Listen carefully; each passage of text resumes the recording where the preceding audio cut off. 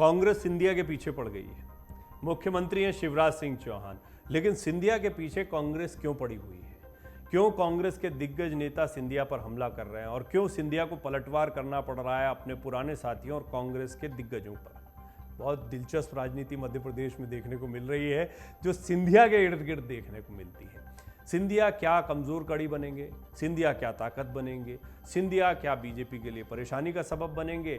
सिंधिया क्या बीजेपी की वापसी कराएंगे? कई सवाल बीजेपी के लिहाज से भी देखने को मिलते हैं। सिंधिया लिख रहे हैं, अहंकार त्यागें राजा साहब। किसको राजा साहब कह रहे हैं बताता हूं आपको। मध्य प्रदेश विधानसभा चुनाव से पहले केंद्रीय मंत्री ज्योतिरादित्य सिंधिया और पूर्व मुख्यमंत्री दिग्विजय सिंह यानी राजा साहब के बीच सोशल मीडिया पर आरोप प्रत्यारोप का दौर शुरू हो गया है। सिंधिया ने दिग्विजय सिंह का एक वीडियो शेयर करते हुए उन पर कार्यकर्ताओं के साथ दुर्व्यवहार करने की बात कही। उन्होंने दिग्विजय सिंह को अहंकार त्यागने की सीख तक दे डाली। इस पर दिग्विजय सिंह भी पीछे नहीं रहे। उन्होंने सिंधिया को सीख के लिए धन्यवाद तो दिया। आगे की रिपोर्ट में हम आपको बताएंगे दोनों ने किस तरीके से वाद विवाद दोनों में देखने को मिल रहा है। चुनाव से पहले सिंधिया का दर्द क्यों छलका है, पूरा मामला क्या है, क्यों कांग्रेस सिंधिया पर वार का कोई मौका नहीं छोड़ रही है, क्यों सिंधिया को भी अब वार करने पड़ रहे हैं, क्या सिंधिया को भी खुद को साबित करना पड़ रहा है? कुछ दिलचस्प पहलू हैं, जानने की कोशिश करते हैं इस रिपोर्ट में। भारतीय जनता पार्टी के नेता हैं, अब एक समय पर कांग्रेस के बड़े नेता थे, वर्तमान में केंद्रीय मंत्री हैं ज्योतिरादित्य सिंधिया। ट्विटर पर खासे एक्टिव रहते हैं। ट्विटर पर कांग्रेस नेता और राज्यसभा सांसद दिग्विजय सिंह को लेकर एक प्रतिक्रिया दी। इस ट्वीट में सिंधिया ने आरोप लगाया कि दिग्विजय सिंह पार्टी के नेताओं और कार्यकर्ताओं का सम्मान नहीं करते हैं। सिंधिया ने दिग्विजय सिंह का एक वीडियो शेयर करते हुए उन पर कार्यकर्ताओं के साथ दुर्व्यवहार की बात कही। उन्होंने दिग्विजय सिंह को अहंकार त्यागने की सीख भी दे दी। दिग्विजय सिंह भी पीछे नहीं रहे। उन्होंने भी सोशल मीडिया के जरिए जवाब देते हुए सिंधिया को सीख के लिए धन्यवाद दे दिया। साल 2020 के मार्च में कांग्रेस छोड़कर बीजेपी में शामिल होने वाले सिंधिया ने पहले भी कांग्रेस की मध्य प्रदेश इकाई के नेताओं पर कार्यकर्ताओं से बदसलूकी और उनकी बात न सुनने का आरोप लगाया है। उन्होंने पार्टी भी ऐसे ही आरोपों को लगाते हुए छोड़ी थी। अब पूरा मामला क्या है वो भी आपको बता देते हैं। दरअसल 24 मई को पूर्व मुख्यमंत्री और राज्यसभा सांसद दिग्विजय सिंह बुरहानपुर जिले के दौरे पर थे। यहां पर उन्होंने कार्यकर्ताओं के साथ एक बैठक की थी, जिसका एक वीडियो सोशल मीडिया पर जमकर वायरल हुआ था। वायरल वीडियो में दिखाई दे रहा है कि एक कार्यकर्ता से उनकी बहस हो रही है, जिसके बाद दिग्विजय सिंह ने उसे बाहर जाने को कह दिया। इस वाकये का वीडियो सामने आने के बाद भाजपा उन पर हमलावर हो गई थी। भाजपा के प्रदेश प्रवक्ता नरेंद्र सलूजा ने यह वीडियो शेयर करते हुए लिखा था कि ये कैसा कांग्रेस जोड़ो अभियान। बुरहानपुर में एक अल्पसंख्यक कांग्रेस नेता का अपमान करने की बात सामने आई थी। ये कहा गया था कि उसका अपमान हुआ, उसे मंच से उतार दिया गया था। सिंधिया ने लिखा, राजा साहब अहंकार त्यागें। अब देखिए, ज्योतिरादित्य सिंधिया भी पीछे नहीं है। वो दिग्विजय सिंह पर हमला करने का कोई मौका नहीं छोड़ रहे हैं। बुरहानपुर के इस वीडियो के सामने आने के बाद केंद्रीय मंत्री ज्योतिरादित्य सिंधिया भी दिग्विजय सिंह पर हमलावर हो गए। उन्होंने दिग्विजय सिंह को अहंकार त्यागने की नसीहत दे डाली। सिंधिया ने सोशल मीडिया पर वीडियो शेयर करते हुए लिखा कि अपनी पार्टी के ही नेताओं और कार्यकर्ताओं के साथ षड्यंत्रकारी तरीके से पेश आने और दुर्व्यवहार करने की दिग्विजय सिंह जी की पुरानी आदत रही है। उन्हें लगता है सभी उनके इशारे पर रिमोट की तरह काम करेंगे। राजा साहब दिग्विजय जी अहंकार त्यागें, लोगों को अपनाना और सम्मान देना सीखें। इस पर दिग्विजय सिंह का भी जवाब आया। उन्होंने सीख के लिए धन्यवाद भी दिया है, लेकिन क्या अंदाज रहा उनका वो भी देखिए, समझिए। ज्योतिरादित्य सिंधिया का ट्वीट सामने आने के बाद दिग्विजय सिंह भी पीछे नहीं रहे। उन्होंने भी तत्काल सोशल मीडिया के जरिए सिंधिया को जवाब दे दिया। दिग्विजय सिंह ने लिखा, आपकी सीख के लिए धन्यवाद महाराज। पिछले महीने भी इन दोनों की अदावत सामने आई थी। आपको बता दें, अप्रैल में भी दोनों नेताओं के बीच आरोप प्रत्यारोप हुए थे। उज्जैन दौरे पर पहुंचे दिग्विजय सिंह ने सिंधिया पर हमला बोलते हुए कहा था कि हे महाकाल, कांग्रेस में कोई दूसरा ज्योतिरादित्य सिंधिया पैदा ना हो। उन्होंने ये भी कहा था कि जब कमलनाथ सरकार को गिराया गया उस समय राजा महाराजा बीजेपी के हाथों बिक गए। पूर्व मुख्यमंत्री दिग्विजय सिंह ने कहा कि अनुसूचित जाति जनजाति वर्ग के गरीब विधायकों को बीजेपी ने 25 से 50 करोड़ रुपए का ऑफर किया, लेकिन उन्होंने कांग्रेस को धोखा नहीं दिया। सिंधिया ने इस पर पलटवार किया था। दिग्विजय सिंह के बयान पर केंद्रीय मंत्री ज्योतिरादित्य सिंधिया ने तीखा पलटवार किया।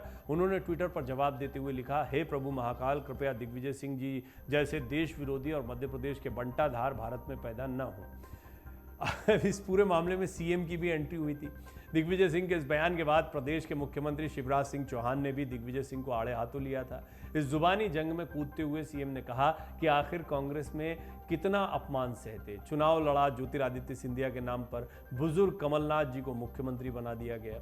सरकार भी कमलनाथ जी नहीं, पीछे से दिग्गी राजा ने दिग्विजय सिंह चला रहे थे। कमलनाथ भी नाम मात्र के मुख्यमंत्री थे। इस पूरे मामले पर दिग्विजय सिंह के बयान के बाद में सिंधिया समर्थक और पंचायत मंत्री महेंद्र सिंह सिसोदिया ने भी पलटवार किया था। उन्होंने छतरपुर में कहा था, हे तीनों लोगों के स्वामी है महाकाल, दिग्विजय सिंह जैसे व्यक्ति को जिसने कांग्रेस और मध्य प्रदेश का बंटाधार कर दिया, उनको अगले जन्म में पाकिस्तान में पैदा करना। ये मध्य प्रदेश की सियासत है, आप देखिए। और इसमें जो बयानबाजी, अगर शिवराज सिंह चौहान भी इसमें उतर कर आ रहे हैं, ज्योतिरादित्य सिंधिया आपको इसमें उतरे दिखाई दे रहे हैं, दिग्विजय सिंह आपको दिखाई दे रहे हैं, तो आप ये समझिए, इस पूरे मामले को समझिए। सिर्फ ये हास्यास्पद नहीं लगता कि एक दूसरे के खिलाफ ट्विटर पर कोई कमेंट कर रहा है। स्ट्रैटेजिकली बड़े चेहरे बहुत स्पष्ट हो जाते हैं कि मध्य प्रदेश की सियासत में किन चेहरों के इर्द गिर्द अगला चुनाव आपको देखने को मिलेगा।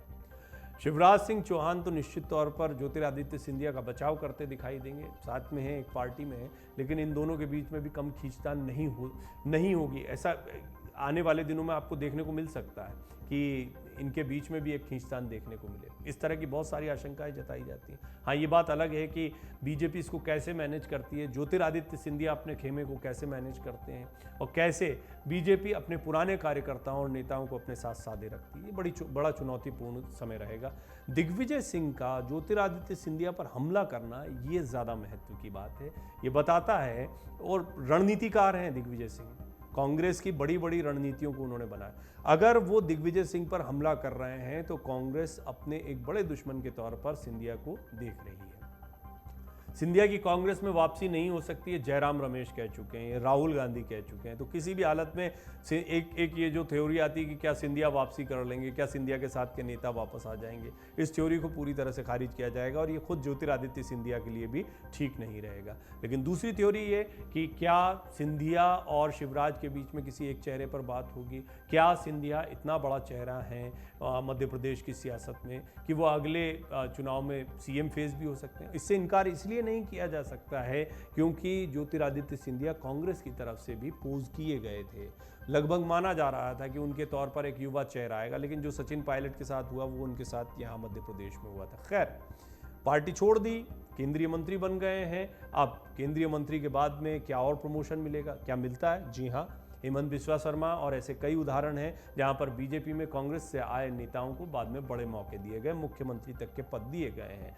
तो सिंधिया इससे अछूते नहीं रह सकते हैं। लेकिन सिंधिया समर्थकों का क्या होगा? क्या सिंधिया पर इतना बड़ा दांव खेला जा सकता है? क्या सिंधिया का वो चेहरा, वो ताकत देखने को मिल रही? क्योंकि उनको अभी केपी यादव, जिनसे वो चुनाव हारे थे पिछली बार, बीजेपी के ही सांसद है, वो हमला करते दिखाई दे रहे हैं। तो उन्हें अपने क्षेत्र में खुद को मजबूत करना है। देखना बहुत दिलचस्प होगा कि क्या होता है। अभी ये तो तय माना जा रहा है कि चुनाव के एन पहले अब कोई बड़ा बदलाव बीजेपी नहीं करेगी। अगर कोई बदलाव होना होता तो हो गया, लेकिन कहीं ना कहीं अपने क्षेत्र में कौन नेता कैसा प्रदर्शन करता है, इसके बाद पोस्ट पोल नए सीएम के फेस पर शायद बात हो सकती है, या शिवराज सिंह चौहान जैसे हमेशा साध कर ले जाते हैं वो भी कर सकते हैं। ये सब डिपेंड करता है कि चुनाव के नतीजे क्या आते हैं। और सबसे बड़ी बात, क्या बीजेपी आ भी रही है या कांग्रेस को बहुत ज़्यादा कॉन्फिडेंस है, ये भी देखने वाली बात होगी। और निश्चित तौर पर मध्य प्रदेश के इन चुनाव का असर आगामी लोकसभा चुनाव में भी आपको देखने को मिल सकता है।